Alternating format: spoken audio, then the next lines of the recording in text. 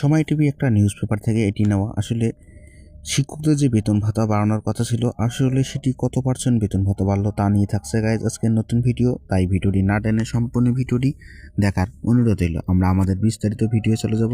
সময় টিভি একটা news paper থেকে নেওয়া। আসলে এটি প্রকাশ হয়েছে 6 জানুয়ারি 2026। পে স্কেলের বেতন বাড়ছে 90%। লাভ কাদের? আসলে যে 90% বেতন বাড়লো, কাদের কী লাভ বাড়লো সেটি আমরা জানিয়ে দেব। দীর্ঘ প্রতীক্ষার পর সরকারি কর্মচারীদের জন্য জাতীয় বেতন কমিশন তাদের সুপারিশ চূড়ান্ত করেছে। নির্ভরযোগ্য সূত্রে জানায়, বর্তমান 16টি গ্রেড অপরিবর্তিত এবং রেখে সরকারি কর্মকর্তা কর্মচারীদের মূল বেতন গ্রেড ভিত্তিতে এবং প্রায় 90% পর্যন্ত বাড়ানোর সুপারিশ করতে যাচ্ছে কমিশন। এদিকে আরও কি বলা হয়েছে? কমিশন সূত্রে জানায়, বেতন কাঠামো চূড়ান্ত পাণ্ডুলিপি এবং প্রস্তুত, আগামী সপ্তাহে তা আনুষ্ঠানিকভাবে অর্থ উপদেষ্টার কাছে জমা দেওয়া হবে। আসলে যে বেতন পাচ্ছে 90% সেটি কিন্তু এই পাণ্ডুলিপিতে চূড়ান্ত করেছে এবং এটি যে উপদেষ্টা আছে, অর্থ উপদেষ্টা, তার কাছে কিন্তু জমা দেওয়া হবে তেমনটা জানিয়েছে।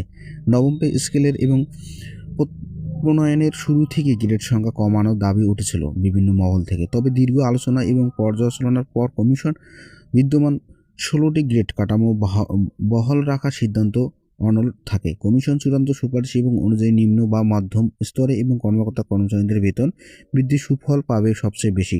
আসলে যে মধ্য স্তরের যে কর্মকর্তা কর্মচারী আছে তাদের কিন্তু বেতন বা এই যে 90% বাড়ার কথা ছিল সেটি বেশি থাকবে, সেটি কিন্তু তারা জানিয়ে দিয়েছে।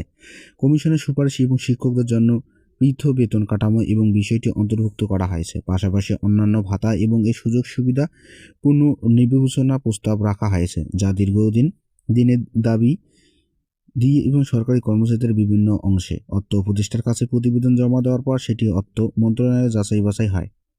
এরপর উপদেষ্টা পরিষদে এবং অনুমোদন সাপেক্ষে চূড়ান্ত সিদ্ধান্ত নেওয়া হবে বলে জানা গেছে। সবকিছু এখন সরকারের উচ্চ পর্যায়ে সিদ্ধান্ত উপর নির্ভর করেছে। নতুন পে স্কেল অনুমানিক এবং হলে কয়েক দশকের এবং মধ্যে সরকারি কর্মচারীদের সবচেয়ে বড় বেতন কাঠামোগত এবং পরিবর্তন সুফল পাবে বলে করেছেন সংশ্লিষ্ট।